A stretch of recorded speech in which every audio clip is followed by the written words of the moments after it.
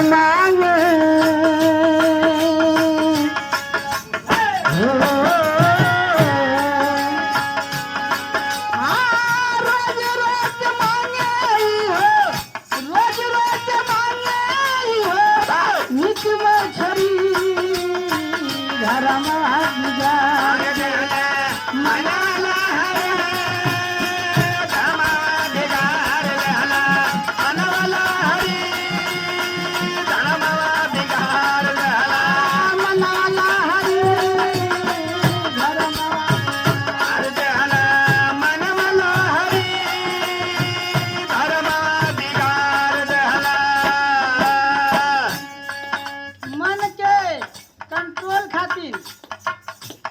मन के अगर बांधे के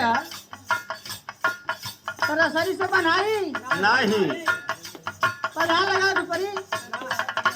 टिक्कर से बनाई हाँ कटैला तलवा से उसने बनाई वो करे कई उपाय भजन भजन अगर भजन में मन लग गया तो बना गया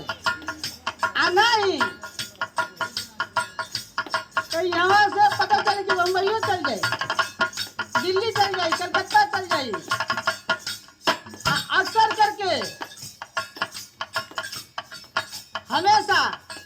गलत की ओर मन भागेला यही से साहब भी कबीर साहब भी कहत हुआ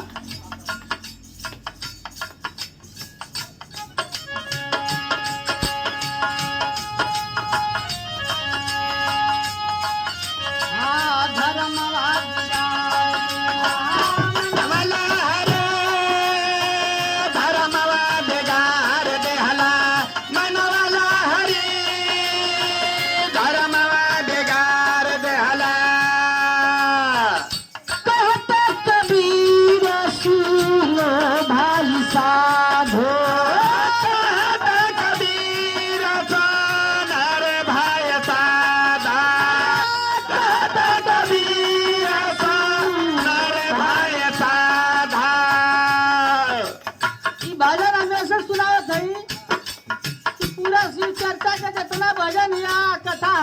कुल का सार है कुल भजन शिव चर्चा का सार है इतने में बस कहता कबीर सुनो भाई साहब कहता कबीर सोनर भाई साधा कहता कबीर सोनर भाई साधा अपना मना के अपने बाधो अपना ही मना के अपना ही बाधा अपना ही मना के अपना बाधा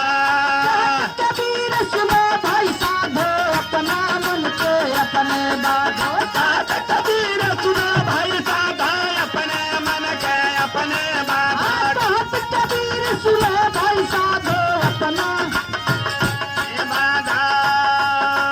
आ नहीं तो का होई संगवा में जाई